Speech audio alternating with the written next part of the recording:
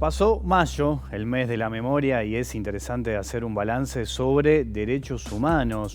¿Cómo se tiene que evaluar la política que está desarrollando el gobierno? El mismo gobierno que declaró a mayo como el mes del soldado. ¿Se ha avanzado en la búsqueda de detenidos desaparecidos, en los restos? ¿Cómo se tiene que leer, por ejemplo, la convocatoria de la última marcha del silencio? ¿Qué va a pasar con el futuro de la Institución Nacional de Derechos Humanos y Defensoría del Pueblo? Todos estos temas estaremos tratando esta noche. Bienvenidas, bienvenidos. Así comienza Lado B. Mayo, mes de la memoria, tuvo como punto alto el regreso de la Marcha del Silencio, luego de 2 años en los que no se pudo realizar por culpa de la pandemia. La gran convocatoria volvió a plantear la necesidad de encontrar información que permita hallar los restos de los detenidos desaparecidos. Ese mes de mayo, que además tuvo diversas iniciativas vinculadas a los derechos humanos, tuvo que convivir con la decisión del gobierno de instalar el mes del soldado, que contó con actividades y conmemoraciones dirigidas a todos los integrantes del Ejército Nacional, con el objetivo de reforzar el agradecimiento a los efectivos y el reconocimiento a su labor. Esta decisión fue criticada por distintas organizaciones que entienden se trató de una provocación. En medio de esta discusión se encuentra la iniciativa de Cabildo Abierto, que busca otorgar prisión domiciliaria a las personas mayores de 65 años, que abarcaría a reclusos de Domingo Arena condenados por crímenes de lesa humanidad. Por su parte, la Institución Nacional de Derechos Humanos cambiará sus autoridades en el mes de septiembre y desde el gobierno hay diversas opiniones sobre el futuro que debería tener el organismo. La vicepresidenta Beatriz Argimón pretende modificar la ley que creó a la institución, mientras que otros dirigentes del gobierno pretenden definir a 4 de los 5 integrantes de la próxima elección, siendo el restante elegido por la oposición. Dirigentes de Cabildo Abierto han sido más duros al argumentar que el organismo no debería existir.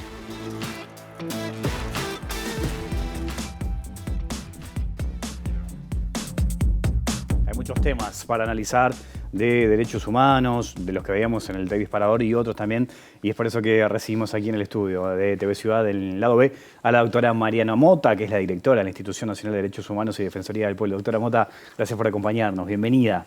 Gracias por la invitación. Bueno, están a horas de una reunión con el ministro de Defensa, Javier García, será mañana. Ya me gustaría profundizar un poco en eso, saber con qué expectativas se van, pero a nivel de balance, ¿cómo lee lo que ocurrió en mayo, el mes de la memoria? Tuvimos una marcha multitudinaria, una nueva marcha del silencio, que no pudo realizarse en los últimos 2 años por la pandemia. No sé si la convocatoria la esperaba, la sorprendió, ¿cómo vio eso? Bueno, todas las marchas, la marcha del 20 de mayo es de las marchas más importantes que tiene el Uruguay. Yo creo que a esta alta altura es la más importante en número. Y luego de 2 años de pandemia y de marchas, digamos, virtuales, esta marcha fue realmente multitudinaria. Yo no sé los balances que han hecho desde familiares, pero ha sido más grande que otras. Se ha multiplicado además a lo largo de todo el país, donde se han incorporado también marchas en pequeños pueblos. O sea, esto es algo que sigue aumentando. Y el mantenimiento de este reclamo que sustenta la marcha, creo que habla claramente que la sociedad toda, hay una mayoría muy grande que reclama justamente esto, ¿no? Verdad y saber qué es lo que qué es lo que ha pasado con los desaparecidos. Considera que, no sé si llamarle presión, pero esa convocatoria marca un poco el pulso y la agenda de lo que deberían ser las políticas de derechos humanos aquí en el Uruguay. Sin duda, me parece que hay una mayoría muy grande de personas que lo que cree que estas situaciones deben ser resueltas, deben ser abordadas por el Estado. Y bueno, y esa marcha silenciosa es lo que dice, con personas de diferentes edades, muchísimas personas jóvenes, de manera que esto no es algo que cese cuando familiares, bueno, cuando haya menos familiares o cuando, como se ha dicho otras veces, cuando se mueran los partícipes de esto. Esto es algo que trasciende las generaciones y reclama, en definitiva, aclarar qué fue lo que ocurrió en ese pasado, ¿no? Específicamente y fundamentalmente lo que ha pasado con los detenidos desaparecidos de este lado y de otros lados, los ciudadanos uruguayos desaparecidos en la dictadura. Y en ese sentido, ¿qué significa tener un mes como mayo, el mes de la memoria, y todas las actividades que se realizan, por ejemplo? Bueno, creo que para todos es un momento de reflexión, de analizar qué es lo que ha hecho el Estado, cuánto falta por hacer y cuánto hay que poner en concretar proyectos y resultados, ¿no? Para alcanzar resultados. En ese sentido, bueno, la institución desde el 2019 tiene a cargo la búsqueda de detenidos desaparecidos y ha desarrollado un plan de acción que lo viene llevando adelante y que continúa. La idea es que esto continúe, que no cese justamente cuando sea renovado el Consejo Directivo, sino que siga adelante porque no refiere específicamente a personas en concreto que lo dirijan, sino a una tarea que tiene que llevar adelante el Estado. ¿Con qué expectativas van a la reunión de mañana con el ministro García? Bueno, nosotros hemos tenido y tenemos un diálogo que se ha mantenido desde el inicio de esta nueva administración. Hemos tenido buen diálogo con las autoridades. En este sentido, las solicitudes y los diálogos que hemos tenido versan sobre diferentes aspectos.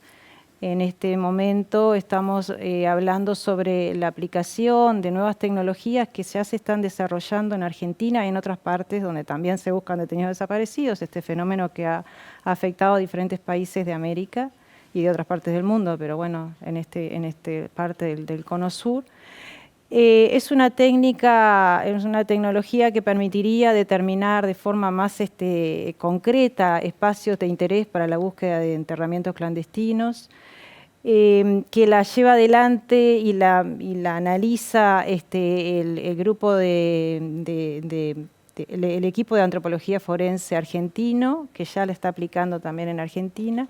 Y bueno, creemos que nos beneficiaría sustancialmente en tiempo y en determinación de espacios, porque tenemos áreas muy extensas en algunos lugares que precisan una cierta localización para poder ser más efectivos en el trabajo. De otro modo, seguiremos excavando en forma como mucho más lenta en lo que viene a ser en buscar lugares concretos y precisos. Digamos que a partir de esa tecnología se simplifica la búsqueda porque se reduce a puntos concretos. Claro, esto se trata de una técnica denominada LIDAR en su denominación inglesa, y lo que hace es la emisión de muchos rayos láser desde un aparato que va sobrevolando, se trabaja con un avión y dibuja de alguna manera a través del rebote de esos rayos láser de nuevo al mismo aparato, la superficie terrestre. Entonces, en un lugar dado, evidentemente. Entonces, los puntos de depresión son los puntos que podrían ser de interés en tanto y en cuanto los enterramientos, hay un momento que hace una depresión determinada en el terreno. Luego habrá que analizar si esos puntos de depresión refieren a posibles enterramientos o a otros fenómenos que puedan haber ocurrido. Pero en definitiva tenemos puntos muy concretos, muy precisos, con un margen de error de pocos centímetros, que nos permitiría buscar entonces esos serían los puntos de interés. Estamos hablando, por ejemplo, del Batallón 14, que es un área muy extensa, donde ahora actualmente se está excavando en un área, pero existe una cantidad de hectáreas que también podrían ser de interés. Y en tanto y en cuanto no tenemos una información concreta, porque eso es otro aspecto que nos dificulta en esta tarea, que es lograr una información más precisa acerca de los lugares de enterramiento, esto nos ayudaría muchísimo. De manera que, bueno, esa es una expectativa con la que vamos a hablar mañana con el ministro, también de que nos proporcione determinada información que hemos pedido con anterioridad, a los efectos de, bueno, justamente de ayudar a hacer mejor el trabajo. Y con respecto a esto que mencionaba recién, de la tecnología, ¿no? Y de este avance que se puede conseguir a partir de este método que nos contaba, ¿qué respuesta imagina por parte del gobierno, y en este caso del ministro? ¿Podrían aceptar esa sugerencia? Bueno, yo creo que sí, se han dado. De hecho, esta misma técnica se ha aplicado en el 2019 y se aplicó sobre Salto Grande, sobre un área de Salto Grande, y nos explicaban personas que han estado, que antes estuvieron en la administración anterior en la Comisión Técnica Mixta de Salto Grande, refería a determinadas zonas que podían ser afectadas por el agua en lo que era el funcionamiento de la represa, y si esas áreas, reclamaba determinado resarcimiento para los propietarios de las mismas. De manera que esa técnica se aplicó, claro, es la misma empresa. Apuntaba más que nada porque en este gobierno no.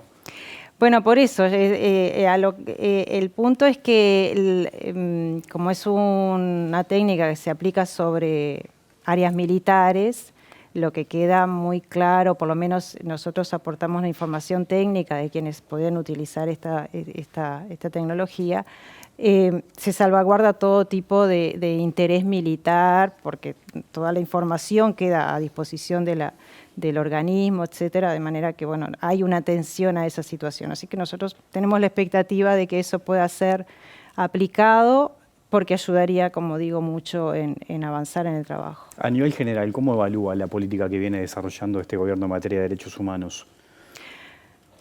Bueno, a nivel general hay diferentes aspectos, ¿no? Hay situaciones que, bueno, que han tenido observación desde la institución, por ejemplo, lo que fue la aprobación de la Ley de Urgente Consideración tuvo ciertos reparos desde la institución que fueron observados o por lo menos planteados en su momento cuando se discutió la ley, y en otras situaciones que la institución se ha pronunciado con diferente énfasis según la normativa y los casos que vinculen a los derechos humanos. Existe diálogo con los organismos, existe, creo que, interés en poder mejorar la actuación, y eso es bueno.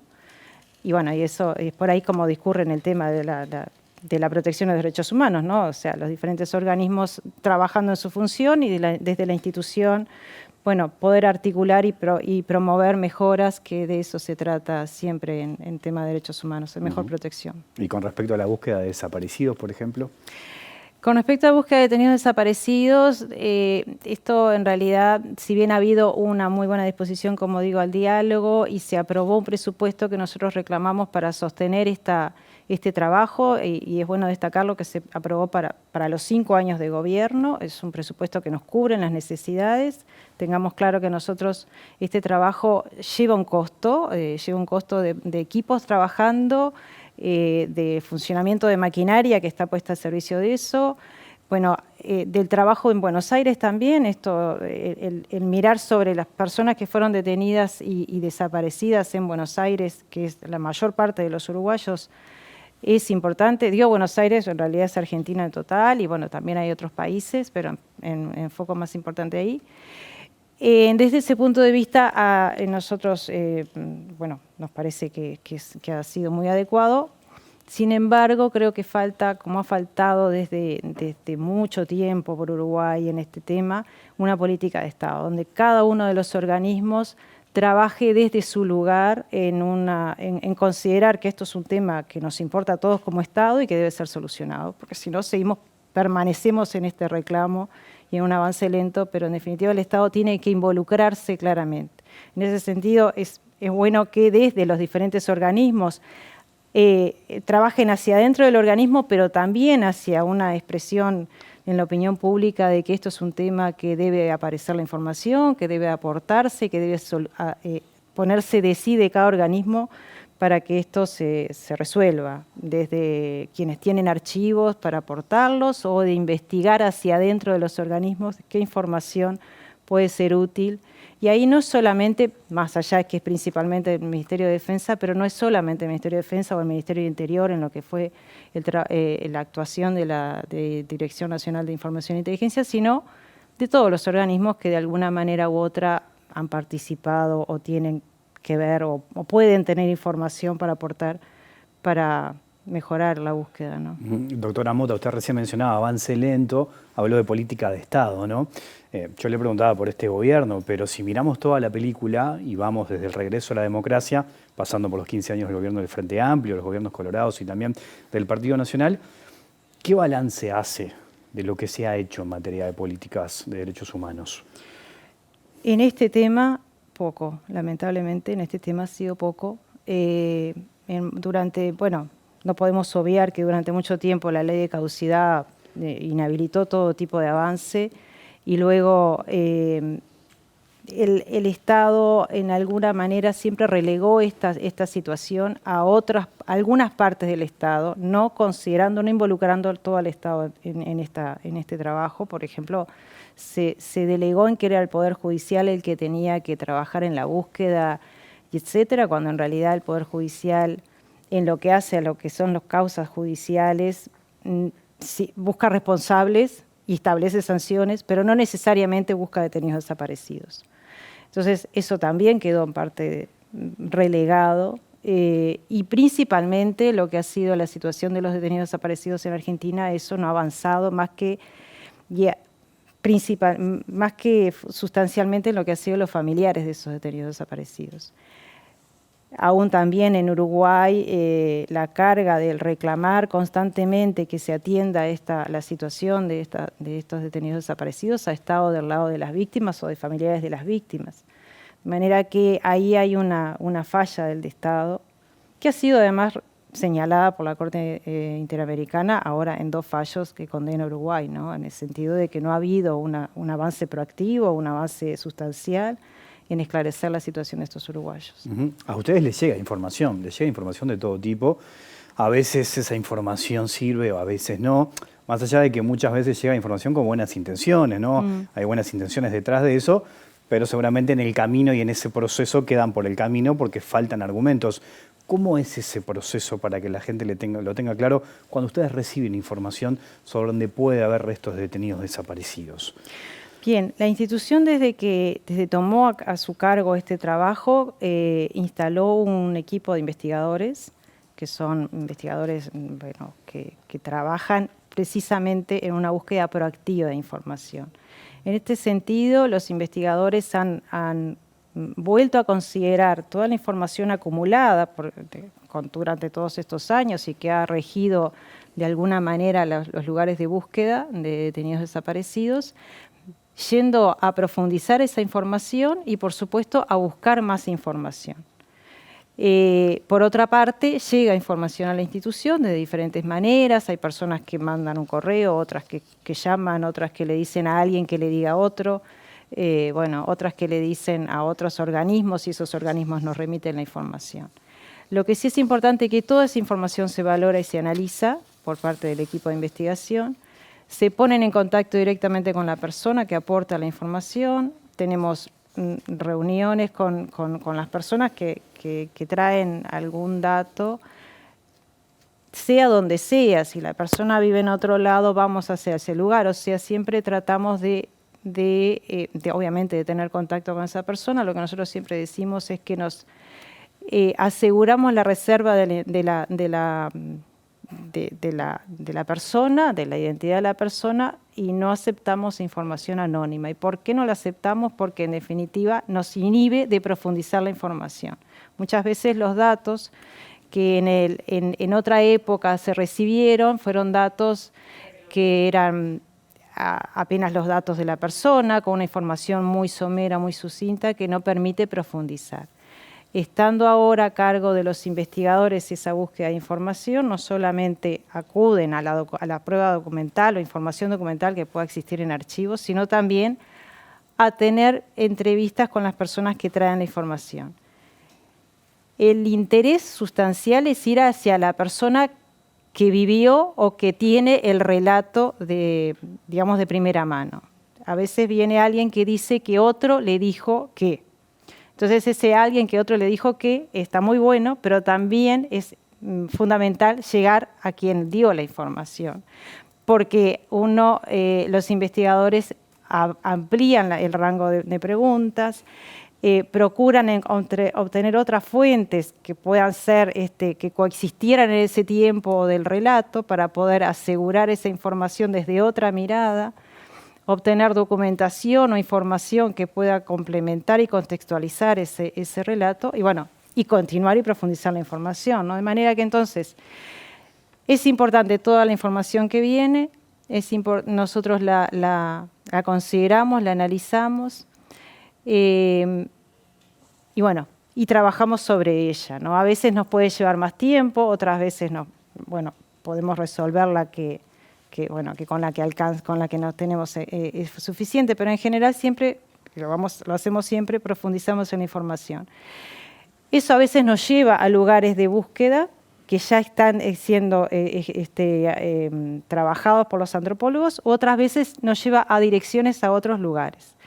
Y eso implica un trabajo también de analizar qué es ese otro lugar, qué se desarrollaba en ese espacio, qué vínculo tiene con el pasado histórico con el cual está el contexto de la represión, de qué características se está hablando de ese inmueble o espacio, o sea, obtener información registral, o sea, un amplio abanico de información, porque no podemos dejar de considerar de que se trata de un posible escenario de búsqueda que implicará una intervención en el espacio. Por lo tanto, hay que tener cuidado sin dejar de atenderlo, ¿me explico? O sea, pero hay que tener cuidado con la información, cómo se trabaja. Y en ese sentido, digamos, cierro, el equipo es muy cuidadoso en ese sentido. Bueno, eso es interesante, la explicación del proceso, ¿no? Sobre todo también saber que se le brinda garantías a la persona que pueda y quiera brindar información, porque supongo que también debe haber mucho miedo de algunas personas de no querer contar por las dudas de que se sepa información de su vida, de lo que sea, ¿no? Eso ustedes también lo tienen en cuenta. Sin duda, nosotros siempre decimos que, y lo hacemos efectivamente, mantenemos en reserva la información de la persona que aporta los datos, porque lo que nosotros focalizamos justamente es en la información y no quién aporta el dato.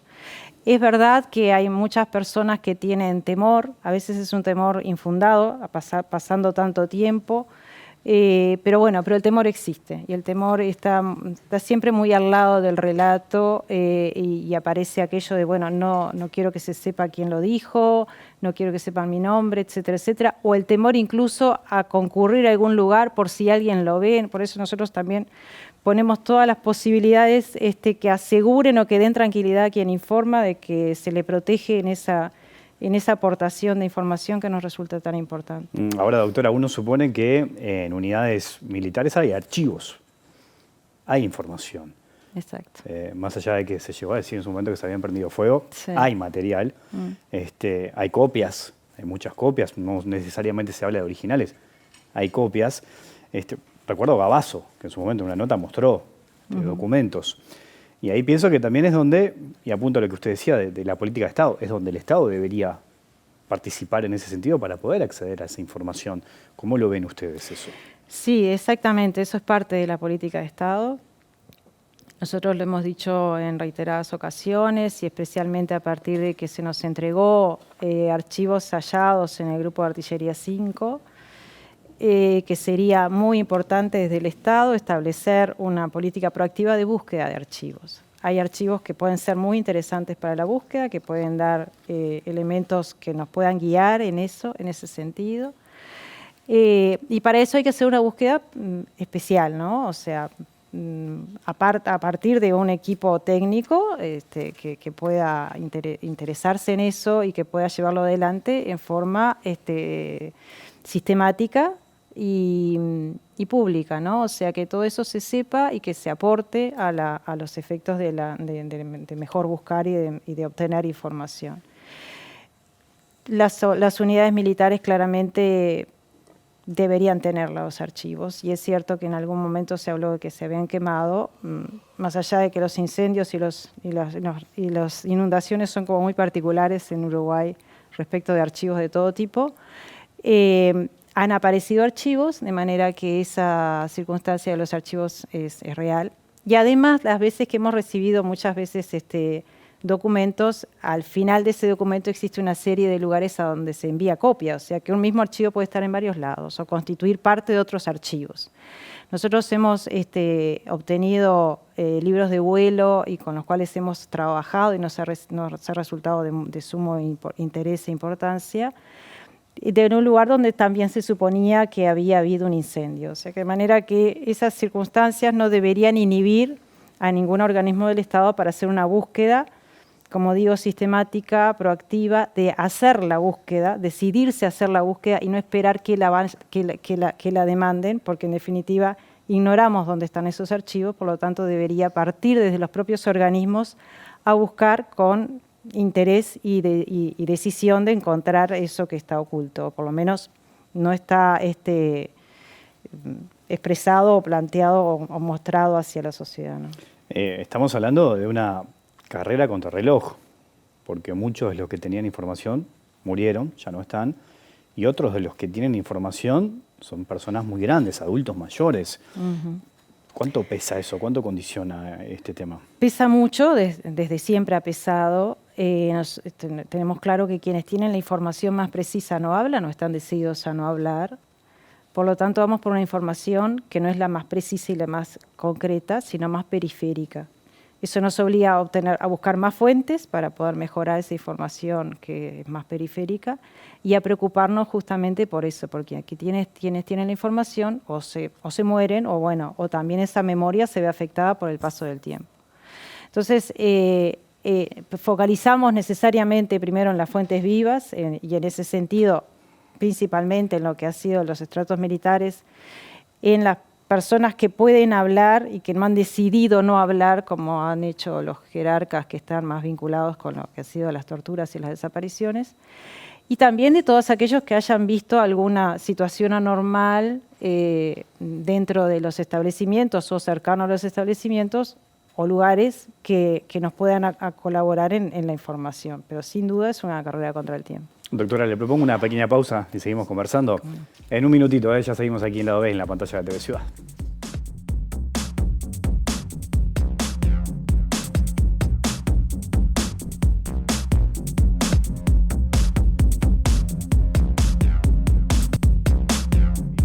En la pantalla de TV Ciudad conversando con la doctora Mariana Mota. En septiembre cambian las autoridades de la Institución Nacional de Derechos Humanos. ¿Qué piensa que puede pasar con el futuro de la institución? Recién veíamos en el tape disparador algunas ideas que tienen desde el gobierno, desde anular la ley que creó la institución, otros apuntando a la conformación, ¿no?, a la integración de ella. Hay otros, por ejemplo, referentes de Cabildo Abierto que hablan de eliminarla. En ese sentido, ¿qué expectativa tiene? Bueno, preocupación por esas voces justamente y por esa forma de entender la institución.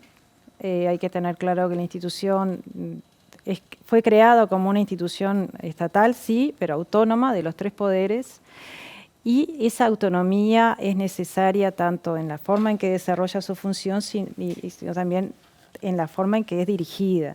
Quienes integramos la institución no somos delegados de ningún partido político, y es preocupante que así se señale o se pretenda en la próxima elección. Es una acusación y una crítica que está muy presente, ¿no? La que lo vinculan con el Frente Amplio, han llamado, lo han dicho y han denominado como club de amigos del Frente Amplio. Las críticas han ido hacia ese sentido también, ¿no? Sí, pero es bueno ver cuál ha sido la historia de la institución y cómo ha actuado la institución, si bien en el anterior inicia sus funciones en el 2012 y atraviesa 3 periodos de gobierno de un mismo color político.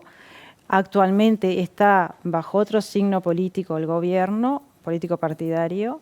Sin embargo, la actuación de la institución no ha variado sustancialmente y eso es bueno que se vea en cómo ha actuado, principalmente en lo que ha sido sus resoluciones y